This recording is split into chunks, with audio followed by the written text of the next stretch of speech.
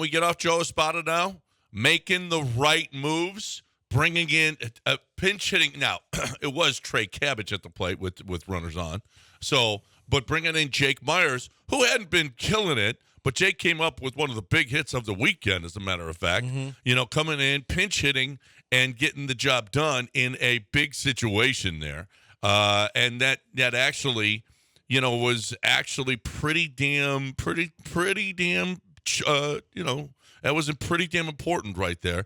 That got the whole thing going for Justin Verlander. Actually, they had scored, but that blew it open, made it 3-0, and then 4-0 with Dubon. And Dubon needs to play every day too.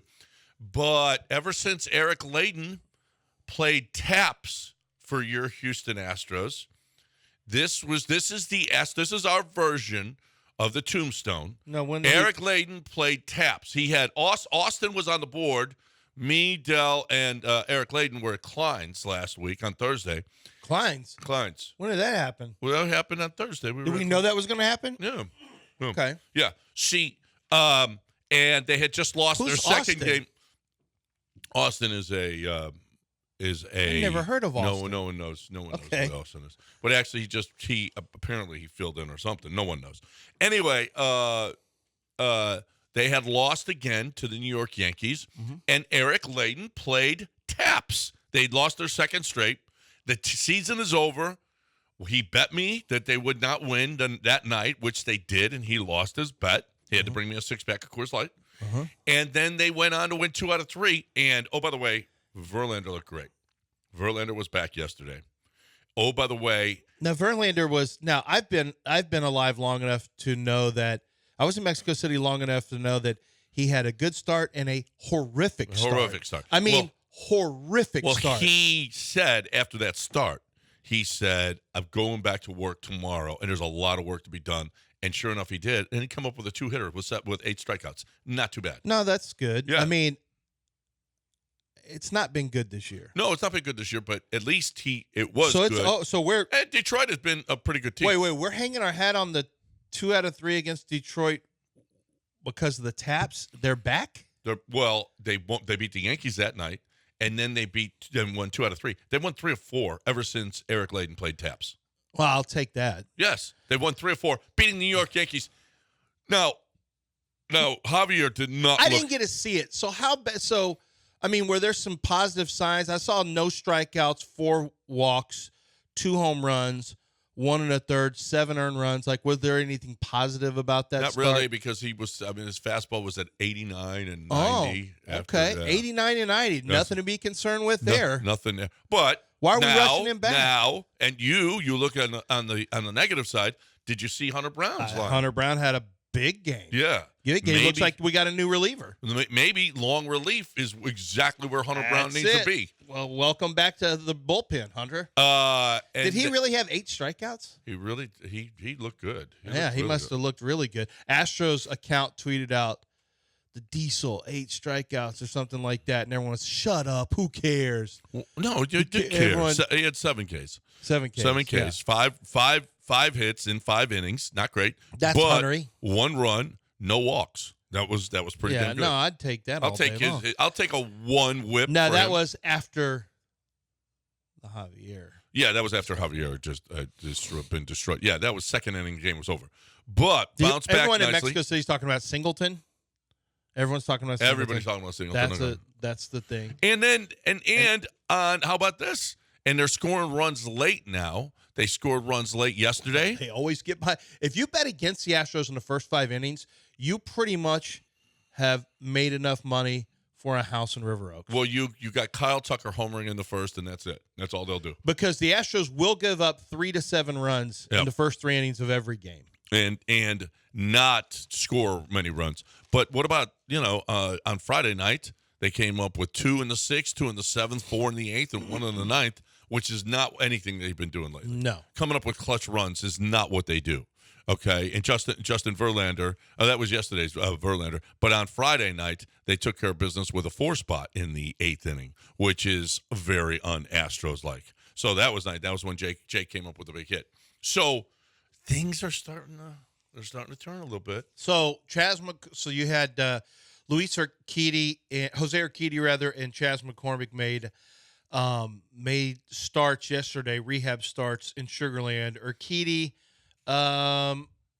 beat up a little bit. I mean, he had some moments, but pitched like 3 innings, gave something like 3 runs. It was very, very well. It's kind of Astro-y, but Urquidy at least on the mound pitching, so that's something.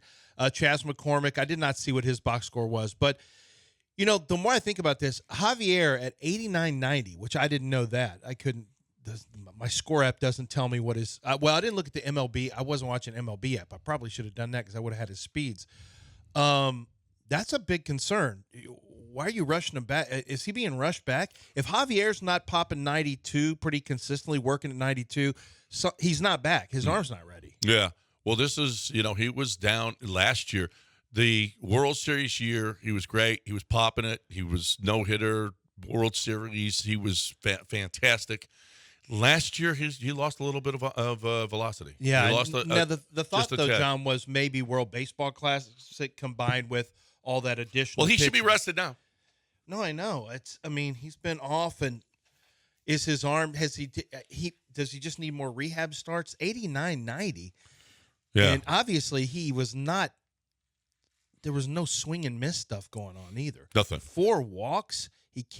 He's not working into the mid 90s with his fastball. He's usually like 93, 94.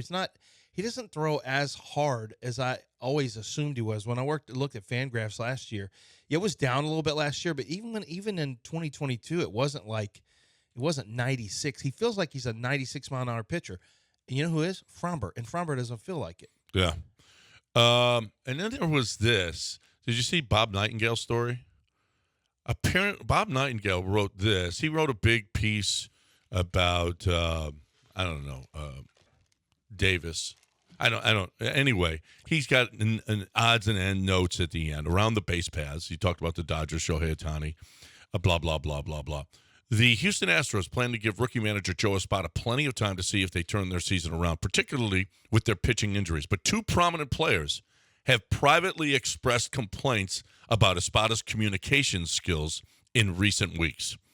If the Astros miss the postseason and decide to make a change during the winter, the 2 hottest managerial free agents this winter are Alex Cora of the Boston Red Sox and Skip Schumacher of the Miami Marlins.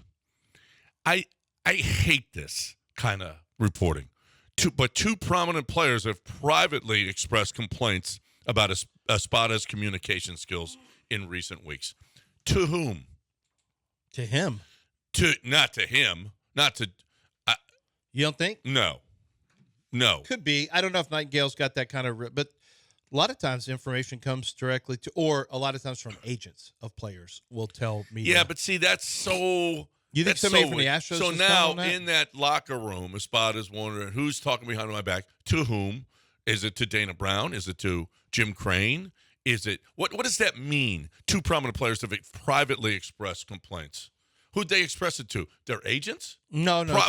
Well, but it doesn't say who he expressed it to. Well, privately expressed is going to mean to front office. Maybe not. I see. This is a concern because how do you handle things when everything's going well?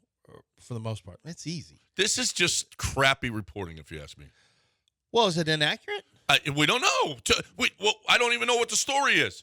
2 private players have privately to who? Their mom? Privately to their wife? To their agent? No, to me. It does. How do you know that? You don't know that. Well, he doesn't say that. Well, it could have been to their agent. He could have been talking, and he talked to the agent and said, "Hey, well, those a couple of guys have I guess told me." so. I mean, the first thing I thought of is they just. But it doesn't explain They didn't do anything. They just went right to management. But are you not worried that maybe is that your takeaway, and not that Joe Espada may not? Do you think Joe Espada makes it through the year?